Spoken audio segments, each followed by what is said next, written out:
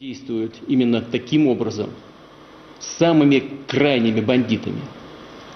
And that's how gangsters act. And instead of realizing their promise to remove these weapons from residential areas, from the kindergartens, from hospitals, they do the opposite. They put their mortar guns, they put their tanks, they put their cannons, and they are taking foreign citizens hostage. Thousands of young people, students who were studying in Ukraine colleges. So for more than one day, they kept more than 3,000 Indian citizens at the train station in Kharkiv, and they continue keeping them there, including 576 people in the city of Sumy. Neo-Nazis opened fire on Chinese students who wanted to leave Kharkiv. 2 of them were wounded. Once again, hundreds of foreigners want to leave the hostility zone, but they are not allowed to do that. Basically, they are taking prisoners, trying to delay their relief, or they want to evacuate them via Lvov to Poland, to travel across the entire area of hostilities, thus risking their lives.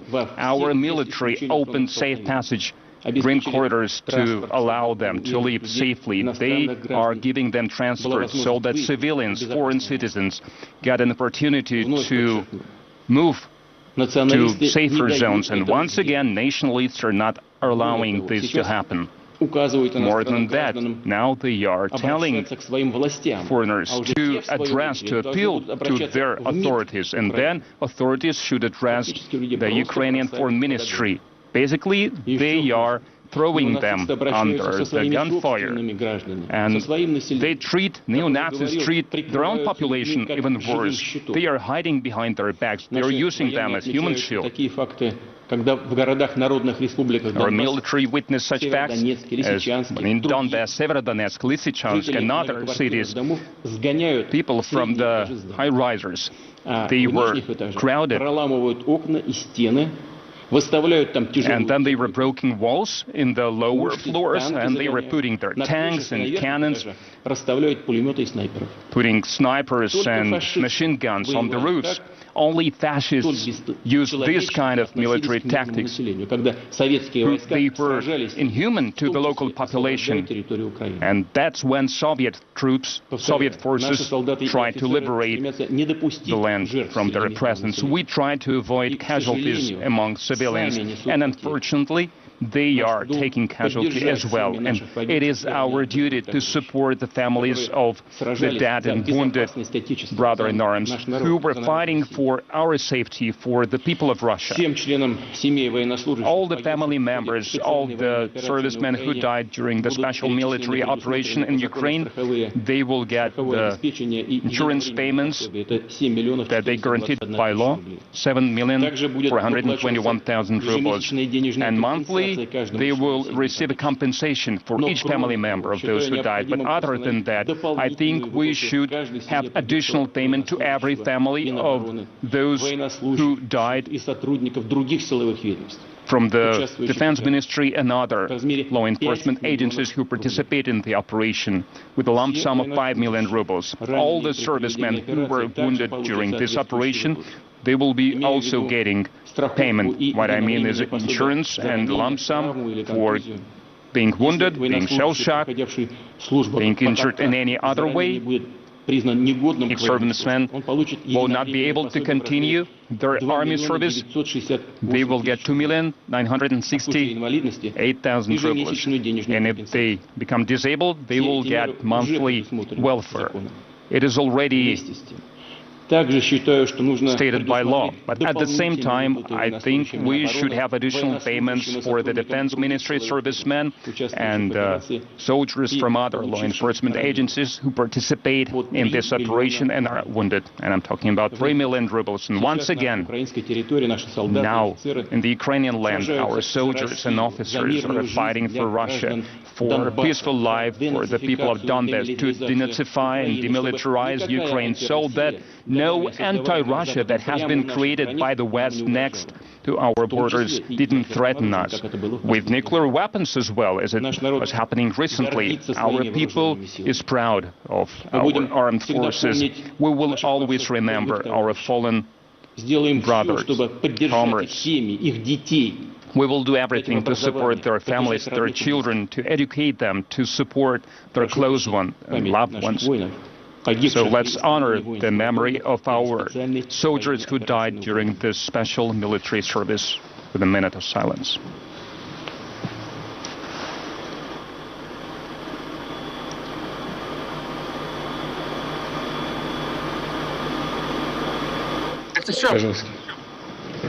Please.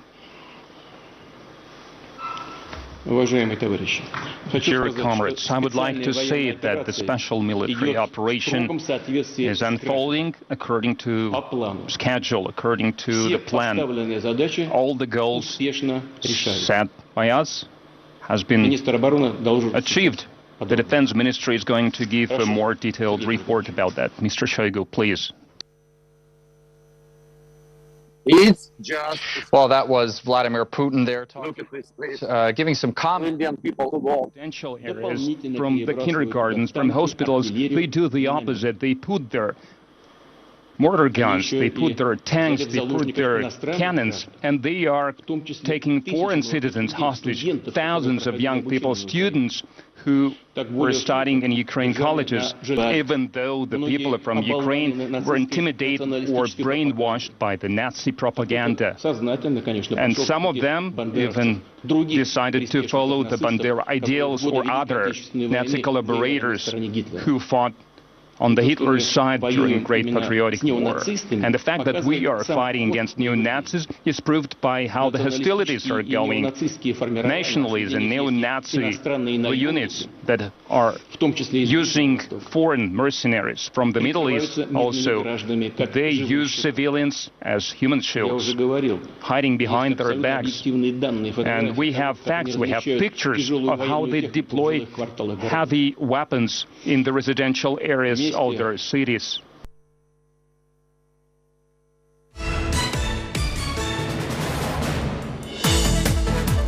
They are using foreign mercenaries from the Middle East also. They use civilians as human shields, hiding behind their backs. And we have facts, we have pictures of how they deploy heavy weapons in the residential areas of their cities. Действуют именно таким образом, самыми крайними бандитами. And that's how gangsters act. And instead of realizing their promise to remove these weapons from residential areas, from the kindergartens, from hospitals, they do the opposite. They put their mortar guns, they put their tanks, they put their cannons, and they are taking foreign citizens hostage. Thousands of young people, students who were studying in Ukraine colleges. So for more than one day, they kept more than 3,000 Indian citizens at the train station in Kharkiv, and they continue keeping them there, including 576 people in the city of Sumy. Neo-Nazis opened fire on Chinese students who wanted to leave Kharkiv. 2 of them were wounded. Once again, hundreds of foreigners want to leave the hostility zone, but they are not allowed to do that. Basically, they are taking prisoners, trying to delay their relief, or they want to evacuate them via Lvov to Poland, to travel across the entire area of hostilities, thus risking their lives.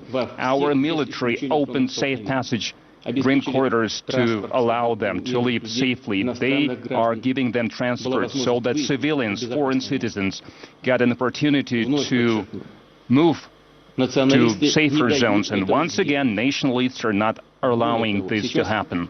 More than that, now they are telling foreigners to address, to appeal to their authorities, and then authorities should address the Ukrainian Foreign Ministry. Basically, they are throwing them under the gunfire. And they treat, neo-Nazis treat their own population even worse. They are hiding behind their backs. They are using them as human shield. Our military witnessed such facts as in Donbass, Severodonetsk, Lysychansk, and other cities. People from the high-risers, they were crowded.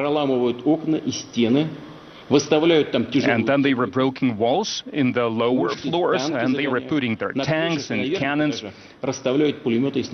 putting snipers and machine guns on the roofs. Only fascists. You've just heard the Russian President Vladimir Putin make a big claim. And this is something that Russia had claimed before as well, something that was actually refuted officially by the Indian Foreign Office earlier today about Indian students being taken hostage. He's taken specifics right now.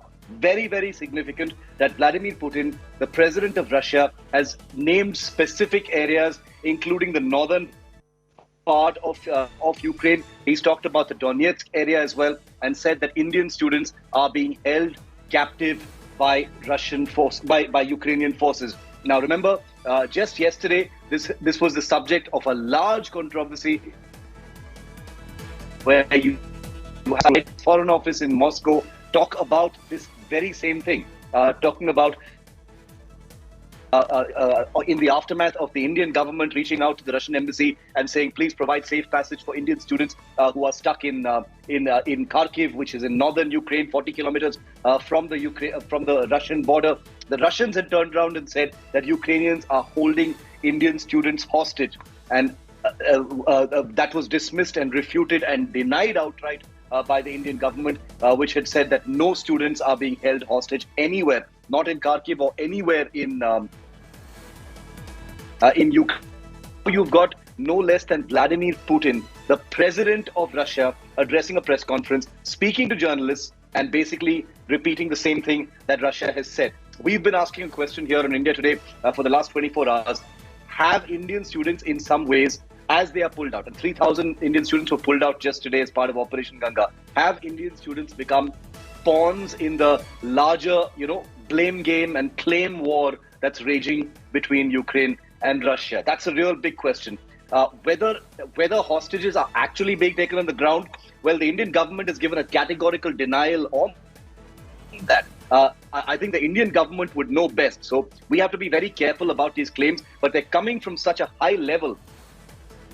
At this point, it's becoming difficult to sift out, the fact from fiction in this fog of war, in this highly political games between Ukraine and Russia at this point of time. But it's a very emotive issue.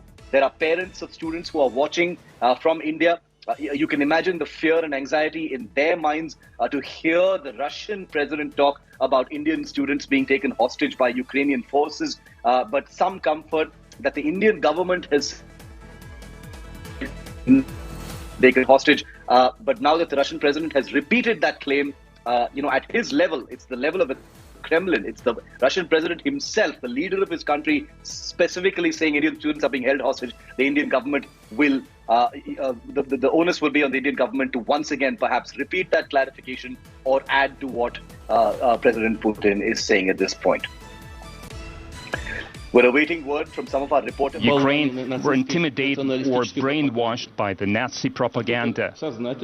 And some of them even decided to follow the Bandera ideals or other Nazi collaborators who fought on the Hitler's side during Great Patriotic War. And the fact that we are fighting against neo-Nazis is proved by how the hostilities are going. Nationalists and neo-Nazi units that are using foreign mercenaries from the Middle East also, they use civilians as human shields, hiding behind their backs. And we have facts, we have pictures of how they deploy heavy weapons in the residential areas of their cities. Instead of realizing their promise to remove these weapons from residential areas, from the kindergartens, from hospitals, they do the opposite. They put their mortar guns, they put their tanks, they put their cannons, and they are taking foreign citizens hostage, thousands of young people, students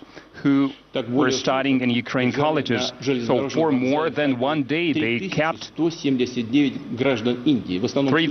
than 3,000 Indian citizens at the train station in Kharkiv, and they continue keeping them there, including 576 people in the city of Sumy. President Vladimir Putin making a sensational claim once again. This has been the official position of Russia for the last 24 hours, where they have specifically said that students for studying in Ukraine are being used as human shields and are being taken hostage by the Ukrainian forces. This has been the stated position of the Russian government, and now no less than President Putin has just repeated that claim all over again. This is huge. The Indian government will have to, react. Remember, Prime Minister Modi has spoken to President Putin not once but twice so far since this crisis actually began. The Russian embassy has been in receipt of an Indian request to perhaps provide safe passage to Indian students who are trapped in the Kharkiv region, which is the second largest urban center of Ukraine. Safe passage across the border, 40 kilometers through Russia, because it's too dangerous to go all the way across Ukraine. But now, in the midst of all of those requests and the danger to Indian students in Kharkiv, who number about 500 to 600 at last count, you've got President Putin, who has now jumped in to say that Indian students are being used as human shields and are being held hostage. Huge claim. One cannot exaggerate this claim from the leader of the political leader of the country that has mounted this invasion in Ukraine.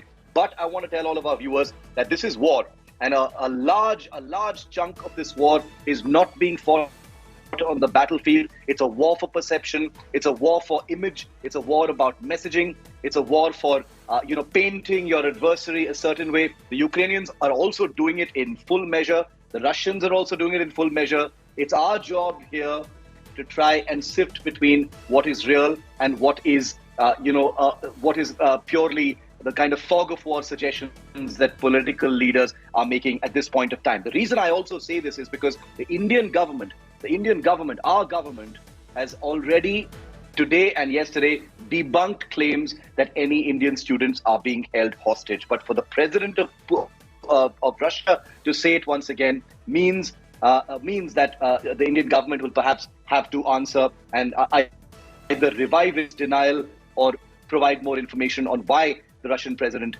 has said this. Let's listen in once again to what President Putin has said. Huge claim coming in late tonight here on India Today. Instead of realizing their promise to remove these weapons from residential areas, from the kindergartens, from hospitals, they do the opposite. They put their mortar guns, they put their tanks, they put their cannons, and they are taking foreign citizens hostage, thousands of young people, students who were studying in Ukraine colleges. So for more than one day, they kept more than 3,000 Indian citizens at the train station in Kharkiv, and they continue keeping them there, including 576 people in the city of Sumy. Instead of realizing their promise to remove these weapons from residential areas, from the kindergartens, from hospitals, they do the opposite. They put their mortar guns, they put their tanks, they put their cannons, and they are taking foreign citizens hostage, thousands of young people, students who were studying in Ukraine colleges. So for more than one day, they kept more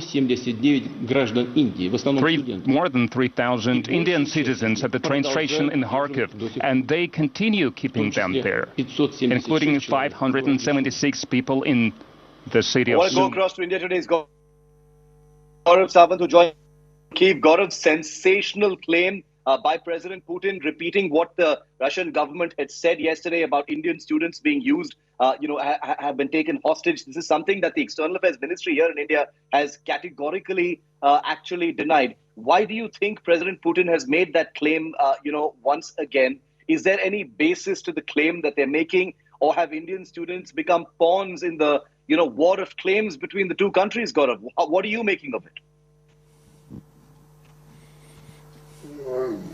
Indian students are truly trapped in this war between Russia and Ukraine. Indian students actually have the short end of the sticks, Shiv.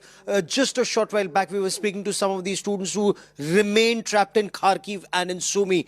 In fact, a major operation is being mounted right now, even as you and I speak, to retrieve some of these children. Their numbers are extremely high. The firing has been intense. For President Putin to say that these Indian students have been kept hostage by the Ukrainian government as human shield is something that some of the students also seem to have indicated on ground. Of course, a fact also remains that Government of India did not agree with this point, and Government of India has actually thanked the Ukrainian government for helping evacuate these or help these children once they get to Kiev. All the trains that are running from Kiev to Lviv are free of cost for everyone who wants to leave at this point of time. But Shiv, it also remains a fact that children have been unable to come out. It also remains a fact that children have found it very difficult to board trains. And people say, yes, this is Ukraine, and Ukraine first policy is there that, when there's a choice between an Indian student or a foreign student and a Ukrainian student, Ukrainians have been given priority in evacuation to safer areas. But then they also say it's first come, first serve basis. You come on time, you make it first on time, and you board on time. We cannot overload trains. We cannot have accidents here. So all sorts of claims are flying thick and fast. But moment you get to Kiev, you get to the borders. There is a lot of misinformation also floating, a lot of rumors floating. All that remains a fact. But Shiv, there is war, there is conflict. There are cruise missiles and ballistic missiles that are being fired at this point of time. And it's only when it's safe for children to leave can they come out. For example, that Belgorod axis that you come out of Kharkiv, it's only 30 kilometers to the border. You get onto the Russian side and you're out of harm's way. That also is not happening easily for the simple reason that firing and cross-firing is taking place from both sides. It is hoped, and it is desperately hoped, and Shiv will be reporting from ground zero here in Kiev. In case that axis is successful, an attempt will be made to retrieve children and take them out of harm's way. Should that be successful, we will be the first to report it, Shiv.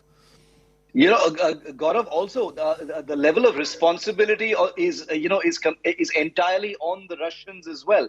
If they are aware, and I'm sure that the Indian embassy, the Indian government has shared the locations of Indian students, isn't the onus going to be on the Russians to ensure safe passage at this point of time? Yes, there are difficulties on the ground, but those difficulties are because of the Russian invasion. So the onus is going to be there. Nobody's going to listen to any excuses right now. One student has already died in Russian shelling. Now the onus is going to be on the Russians. Amidst all of this propaganda, the fact is the difficulties, the fact that students are unable to leave certain cities is because of the siege of these cities. So if information is being shared with the Russians, they should be, ensuring safe passage for these students. That is India's effort. Prime Minister Narendra Modi reached out to the Russian President Vladimir Putin. Government of India has reached out to the government of Ukraine, and at the level of the foreign ministers too, there has been a conversation both with Russia and with Ukraine. At the level of ambassadors, there's conversation both in New Delhi and here in Kiev and in Moscow. The effort is just give us a window. Give us that brief window of maybe 6 hours or 8 hours. Stop firing and shelling on both sides and let us be in a position to retrieve Indian children. The numbers are a little sketchy. So we do know about 17,000 children have made it beyond the borders. 17,000 Indians have made it beyond the borders into various countries from Ukraine. It also remains a fact between 5 and 7, and some argue maybe 5 and 9,000 still remain inside in various places. And these are not just medical students. These are also IT professionals and those engaged in other jobs in this country. The effort is still to retrieve some of them. But the main task remains in Kharkiv and in Sumy, to an extent even in Odessa, where people are trapped. That's the information that we have. There may be others, but the information that we have that we can share with our viewers is about Kharkiv, Sumy and Odessa. We will get more information about other places. An effort is again being made tomorrow, Shiv. Now it's sundown, post-sundown. there is no movement. Any movement post sundown is seen as hostile by every side, whether it's the army, the militia, the Russians, when they're holding several places. Shiv, even as you and I speak, there are reports that there is some action going on between Kharkiv and this place. There is some action on. I can also tell you that at Zaporozhye again is extremely crucial. That's the access between Mariupol to Dnipro. Zaporozhye is in between. There's a very major electricity generation plant there. We are told that there is an operation that's going on even there as we speak. So for students to come out and make it to Kiev is extremely difficult. It's a war in itself just to get to Kiev, and then of course to get from Kiev to Lviv and then to the borders. An attempt will be made once again tomorrow to retrieve these 1,000 students. If the Russian president says they're being kept hostage by the Ukrainians, perhaps a clarification from the Ukrainians also in order. Ukrainians, of course, saying that they are trying their best to help evacuate these children. They are taking every care that they are able to come out. So let's see if that lull in that storm, or if that lull in that shelling comes tomorrow morning for these children to be retrieved from Kharkiv and Sumy and Odessa. Shiv will be reporting on it. Okay, Gaurav, thank you very much for joining us on that. Troubling comments there from President Putin, repeating that Russian government claimed that Indian students are being used as human shields and taken hostage. There is no doubt that Indian students have faced a lot of hardship. They've faced, profiling and discrimination in access to trains and other facilities, food and water as well in some places, according to some very disturbing stories where preference is being given to Ukrainians. But those are the horrors of war, and that kind of desperation does come into communities, especially at a time like this. And inbuilt biases may also come to the fore during times like this. But whether they're being used as human shields and whether they've been taken hostage is something that the Indian government is completely categorically denied at this point of time. So we're going to report the story. We're going to push the Indian government for a response since President Putin has spoken as well. Gaurav, thank you very much for that. We'll keep coming back to you. Very quick break. Our top story here. We've broken what Putin has said first. We'll get you India's reaction as well first. Stay with India Today. The coverage continues on the other side of this break.